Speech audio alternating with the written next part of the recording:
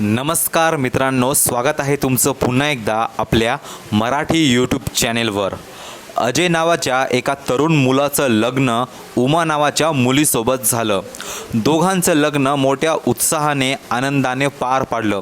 लग्नामध्ये मोठ्या प्रमाणात गावातील लोक, पाहुणे मंडळी आणि त्यांचे मित्रमंडळी आले होते। सगळं काही अगदी व्यवस्थितपणे पार पाडलं। 2 दिवसानंतर अजयने त्याच्या बायकोला आपल्या घरी नेलं। त्यांच्या घरातील सर्व पूजा आणि जे त्यांच्या विधी होत्या ह्या सर्व पार पडल्या आणि 3-4 दिवसानंतर अजयची उमासोबत सुहाग रात्र होती।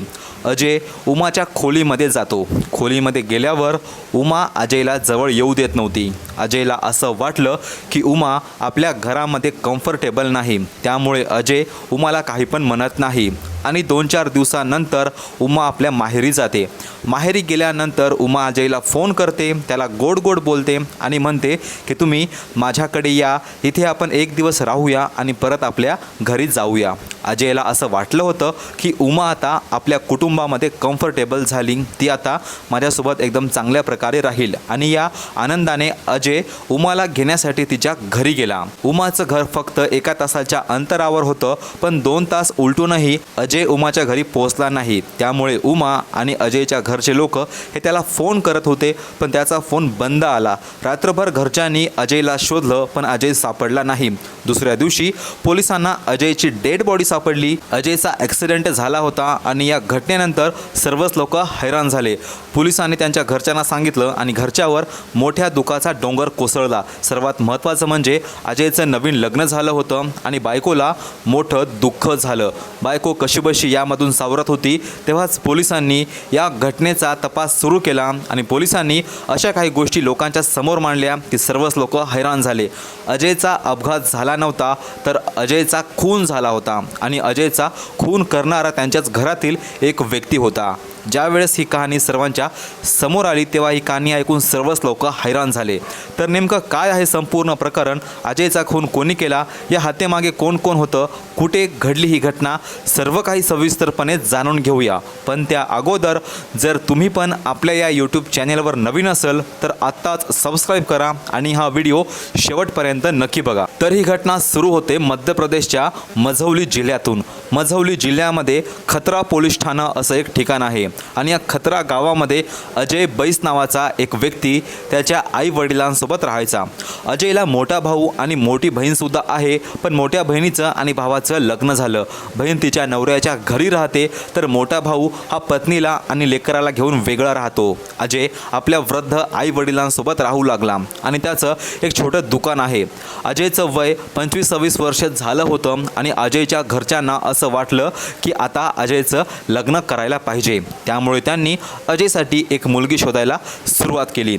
खूप मुली पाहिल्यानंतर अजयला मध्य प्रदेशच्या सिरगोली जिल्ह्यातील सरई पोलीस ठाण्याअंतर्गत असलेली उमा आवडली। उमा बहादूर तिचं नाव होतं। उमा आणि अजय या दोघांचं वय सारखं होतं। अजय आणि उमा दोघांनीही एकमेकांना पसंत केलं। त्यानंतर 12 फेब्रुवारी 2026च्या रोजी अजयचं आणि उमाचं लग्न झालं। लग्न दोघांच्या पसंतीने झालं होतं, त्यामुळे काही पण अडचण नव्हती। लग्न मोठ्या उत्साहाने आणि आनंदाने पार पाडलं। लग्नामध्ये मोठ्या प्रमाणात गावातील लोक, नातेवाईक, त्यांचे मित्रमंडळ आले होते। सर्व काही अगदी व्यवस्थितपणे पार पाडलं। 2 दिवसानंतर अजय त्याच्या पत्नीला आपल्या घरी घेऊन जातो। त्यांच्या सर्व प्रक्रिया, जे पण पूजा विधी होत्या, ह्या सगळ्या गोष्टी पार पाडल्या आणि 2-3 दिवसानंतर अजय आणि उमाची सुहाग रात्र होती। त्या रात्री अजय हा तिच्या खोलीमध्ये गेला। खोलीमध्ये गेल्यावर उमा जास्त त्याला बोलत नव्हती, अजयला जवळ पण येऊ देत नव्हती। अजयला असं वाटलं की उमा या घरामध्ये नवीन आहे, ती अजून आपल्यामध्ये मिसळली नाही, तिला या घरामध्ये ॲडजस्ट होण्यासाठी थोडा वेळ लागेल। त्यामुळे अजय उमाला काही पण म्हणत नाही आणि अजय उमाच्या म्हणण्यानुसार वागू लागला। 2-4 दिवसांचा वेळ निघून गेला आणि नंतर उमा तिच्या माहेरी गेली। माहेरी पोहोचल्यावरच उमा अजयला सारखा फोन करायची हसायची, त्याला फोनवर गोड गोड बोलायची. असं वाटत नव्हतं की या दोघांमध्ये प्रेम नाही. अजयला पण आता आनंद वाटायचा की त्याची पत्नी आपल्या घरामध्ये ॲडजस्ट झाली. ती त्याला एकदम मोकळ्या प्रकारे बोलत होती. त्यामुळे अजय पण खुश होता. त्याला फक्त आपल्या पत्नीची त्याच्या घरी येण्याची वाट होती. अशामध्ये एक दिवस उमा अजयला फोन करते आणि म्हणते की तुम्ही आत्ताच्या आत्ता माझ्या घरी या.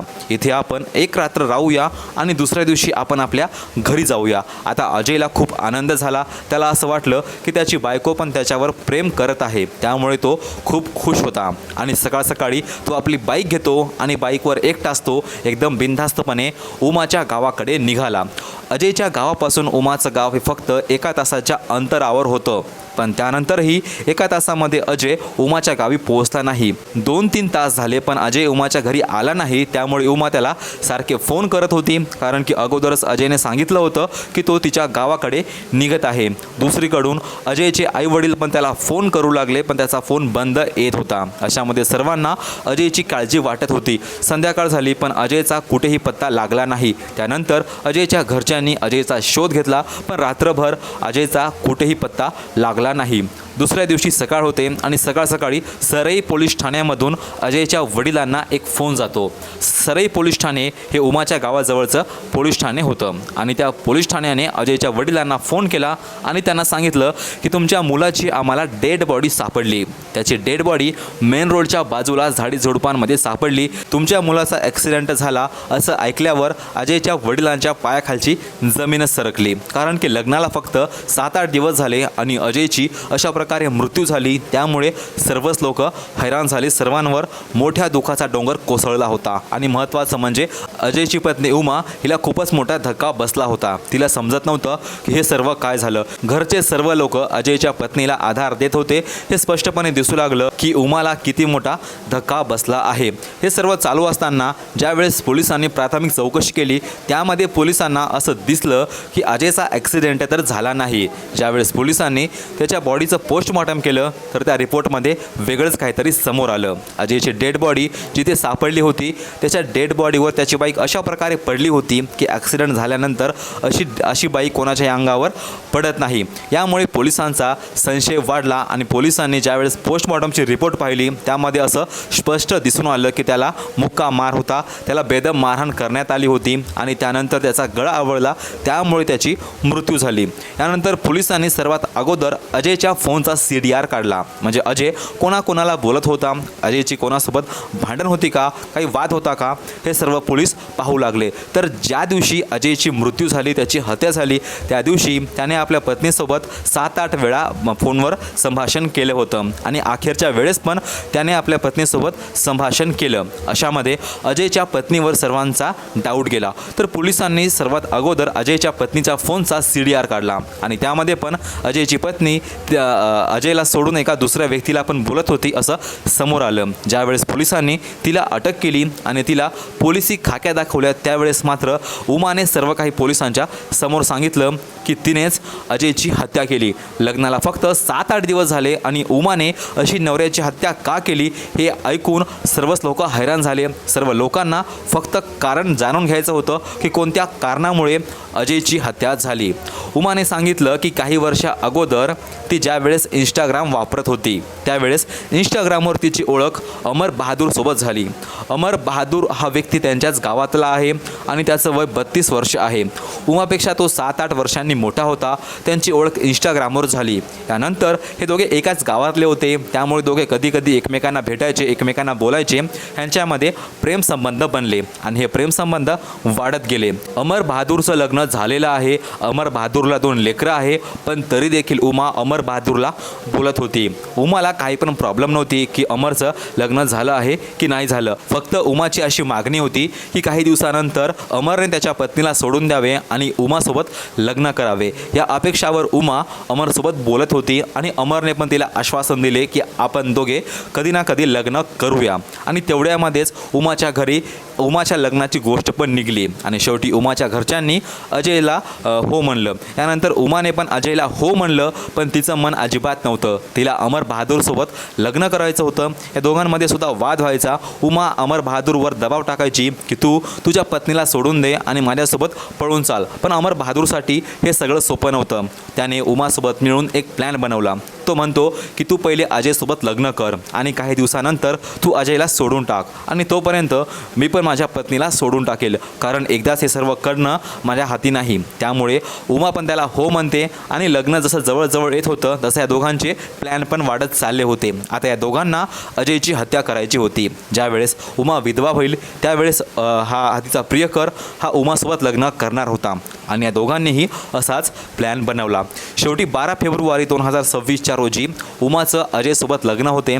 अजय उमाला घरी घेऊन जातो. यांच्यामध्ये सगळं काही अगदी व्यवस्थितपणे चालू होतं, पण उमा अजयला जवळ येऊ देत नव्हती. अजयला पण असंच वाटलं की उमा ही कम्फर्टेबल नाही, ती आपल्या घरामध्ये अजून सामील झाली नाही, त्यामुळे तो पण तिला काही म्हणत नाही. आणि 2-4 दिवसानंतर ज्यावेळेस उमा ही तिच्या माहेरी गेली आणि अजयला फोन करून उमाने त्याला आपल्या माहेरी बोलवलं, त्यावेळेस मात्र अजयला वाटलं की आता उमा माझ्यावर खरं खरं प्रेम करत आहे. आणि दुसरीकडे उमाने आपल्या प्रियकरासोबत मिळून प्लॅन बनवला होता. सकाळ सकाळी अजय हा उमाच्या गावाकडे जायला निघतो आणि रस्त्यावरच उमाचा प्रियकर त्याच्या मित्रांसोबत थांबला होता. रस्त्यामध्ये त्यांनी अजयला अडवलं आणि अडवून त्याला झाडाझुडपांमध्ये घेऊन गेले. हे 3-4 लोक होते. अजय हा सडपातळ शरीराचा होता, त्यामुळे त्या 3-4 लोकांनी अजयला बेदम मारहाण केली. यानंतर उमाच्या प्रियकराने त्याचा गळा दाबला, त्याची हत्या केली आणि यानंतर त्याची डेड बॉडी आणि त्याची मोटरसायकल अशा प्रकारे फेकली की पाहणाऱ्याला असं वाटावं की त्याची हत्या नाही तर त्याचा अपघात झाला आहे. आणि सुरुवातीला पोलिसांना सुद्धा असं वाटलं की त्याचा अपघात झाला आहे, पण पोलिसांच्या चातुर्याने आणि कौशल्याने एका खुनाची ही केस सॉल्व्ह झाली आणि जे खरे आरोपी आहेत पोलिसांनी त्याला अटक केली. बाकी या घटनेतून सांगणं म्हणजे एवढंच की जर कोणाला एखादा मुलगा किंवा मुलगी आवडत नसेल तर स्पष्ट नाही म्हणायचं. असं एखाद्या मायबापाच्या लेकराचा जीव घ्यायचा नाही. एका दुसऱ्या व्यक्तीसाठी आपण एका व्यक्तीचा खून करतो आणि शेवटी अशा प्रकारे फसतो, हे ज्या घटनेतून सांगणे आहे. बाकी तुम्हाला या सर्व घटनेबद्दल काय वाटते कमेंटमध्ये नक्की सांगा. हा व्हिडिओ आवडला असेल तर लाईक करून चॅनेलला सबस्क्राईब करा आणि भेटूया पुन्हा एकदा अशाच सत्य घटनेसोबत.